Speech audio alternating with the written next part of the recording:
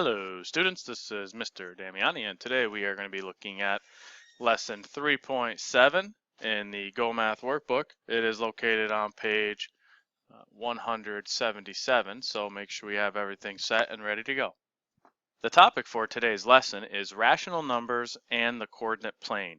The essential question, which should be the focus of your summary, is how do you plot ordered pairs of rational numbers on a coordinate plane? Now, at the end of 5th grade, you did do some work with the coordinate plane, so some of this will be familiar. Some of it will be new. For example, we are working within 4 quadrants, which we'll talk about, so some of the stuff might be new. However, you'll see a little bit of review. Key terms are going to be huge over the course of this chapter, and that stays true for today. Let's begin. A coordinate plane is a plane formed by a horizontal number line called the x-axis that intersects a vertical number line called the y-axis. Okay, so you have your x and y axis, y being your vertical number line, like a thermometer, and then you have your horizontal number line that you've been working with for years. The axes intersect at 0 on both number lines. The point where the axis intersects is the origin.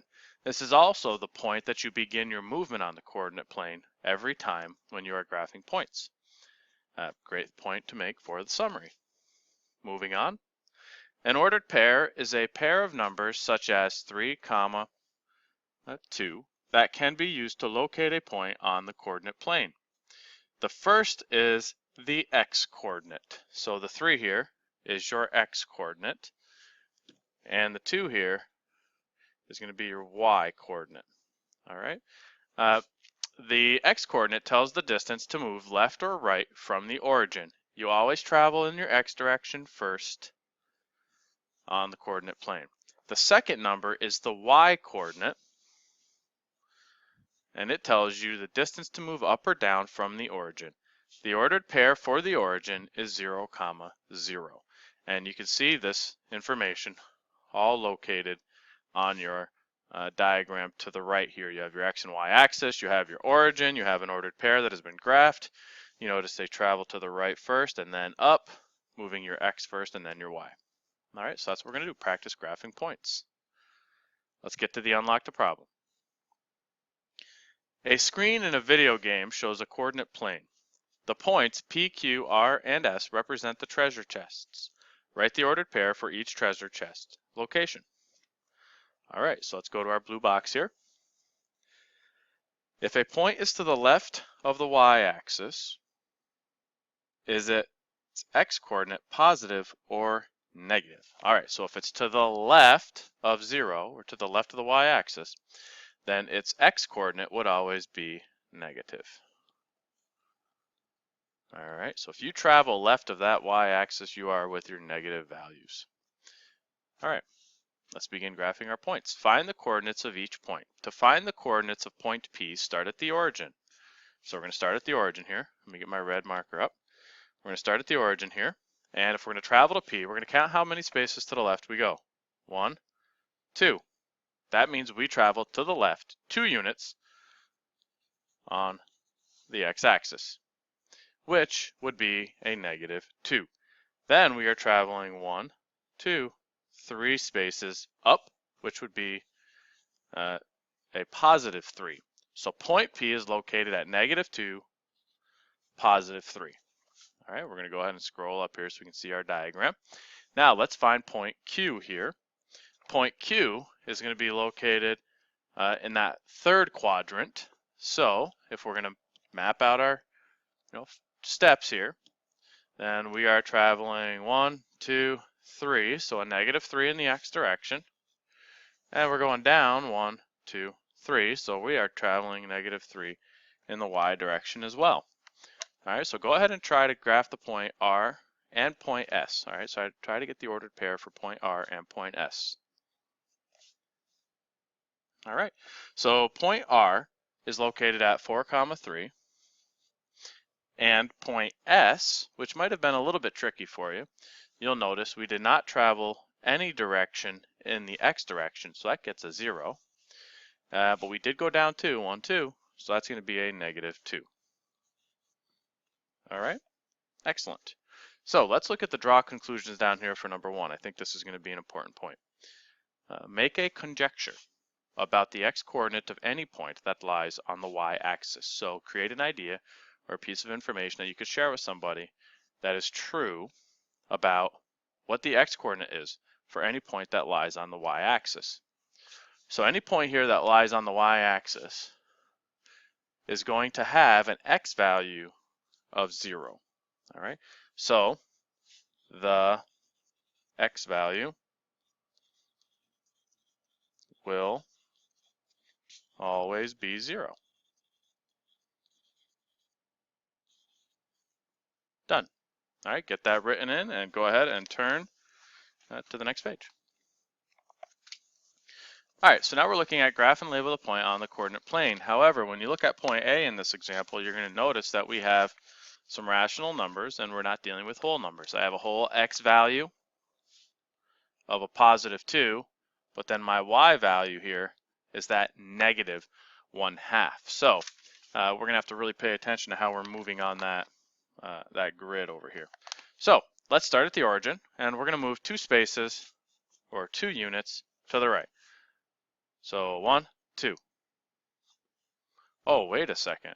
That doesn't make sense. I notice this is a whole number 1 here, which means that would be my whole number 2, and these are half units. Ah, so I see. We have a grid that is set up a little bit different than the previous example. So you got to always pay attention to how those number lines are divided up. So we're looking here at a whole number 2, which means I'm going 1, 2. There's my whole number 2, 2 units to the right. 2 full whole number units to the right. Now I look at the negative half. I say, okay, well I notice here that I'm at 0, negative a half, negative 1. So I got to go down 1 spot to right here. All right. And I have graphed that point by labeling it a point A. All right, so I put the dot down and we're going to label a nice point A next to it. All right, let's try. I should write in this move 1/2 unit down in that y direction. Now we're going to try to get down to point B. It says point B is a negative 0.5 and a 0 for my y. So my x is a negative half and my y is a 0. So again, 0.5 is equivalent to half. So we're going to go up to our origin and we're going to bump back to the half spot, right? And I had to go to the left. All right, so you know that x coordinate is negative. So we're going to move 0.5 units to the left, right, because it is negative. And when I do that, you'll see it place it on the grid. And now I'm going to go down or up. Oh, wow. Let's see. I have a 0 for my y, which means I do not move at all, which means I stay on that x-axis. So I'm going to go ahead and graph that point, and I'm going to label it point B. All right, and the better you get at this graphing stuff, the less times that you have to really write on your graph, and that's what we really want. We want you to be able to kind of trace your steps here. So I have here, and I have my point B all set and graphed.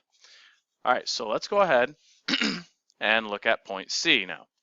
For point C, I notice that I have a 2.5 for my x and a 3/4 for my y. So we are going to start at the origin, right? And we are going to move 2.5 units to the right because it is positive. So let's go ahead and do that, please. So we're going to go 2.5 units to the right. 1, 2.5, right there. All right, there's my whole 2 and there's my 2.5. Now I have to travel, since I have a 3/4 in my y, we are going to move 3/4 of a unit positive, so we're going to go up in that y direction. So when I go 3/4, I know 3/4, well, that's going to be just beyond half. So I'm going to go halfway in between the half and the whole, which would give me the 3/4. And I'm going to go ahead and mark this as point C. All right. See how I'm moving on that coordinate plane. What I'd like everybody to do now is go ahead and try to take care of point D, filling in the correct information, that brainstorming information before you label on the graph, and then we'll go ahead and do it together. So go ahead and pause the video. Thank you.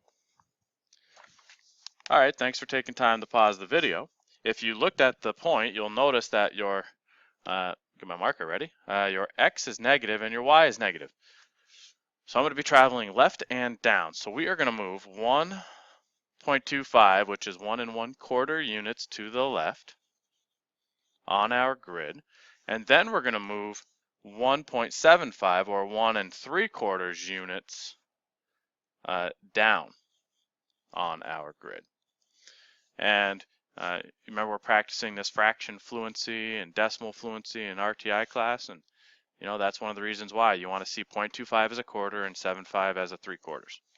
So let's get to our graph the point. Point D is going to be located at 1, -1, and 1/4. So we're going to be in this area on the X, and now we're going to travel down 1 3/4. So I'm going to be between -1 and -2, just beyond the half, right about there. And we're going to locate that as point D.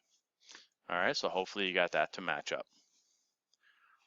All right, so what I'd like you to do now is look at the share and show, the bottom of the page, and I would like you to try to complete question 1 on your own, and then we will go over the answers. You are going to be writing an ordered pair. Let's see how we do. Go ahead and pause it up and complete it. Thank you. All right, thanks for taking the time to pause the video here. It says write the ordered pair for point J. So we got to look at our grid, figure out how we're going to move to point J. So starting at the origin, we are going to move back -1.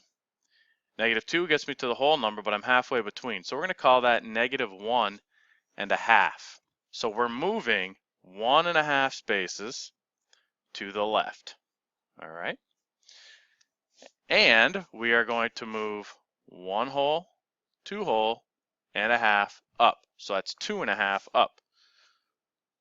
So 2 1/2 units up, looking at our directions. So that means the ordered pair, which is always your X followed by your Y value, is going to be -1 1/2, because that's what I moved in my X direction, comma, and my Y value we said was 2 1/2 up, so that's a positive 2 1/2. All right, beautiful. Okay, so go ahead and try to complete K and L, and I will have you pause it up and I will give you the correct answer. Thank you. All right, so here are the answers for K. K was X value of 1, because you went to the right 1, and you went down 1 1/2, so my Y value is -1 1/2. For L, we went to the left whole number 2, so that gives me the -2, and we went down for that 1 3/4.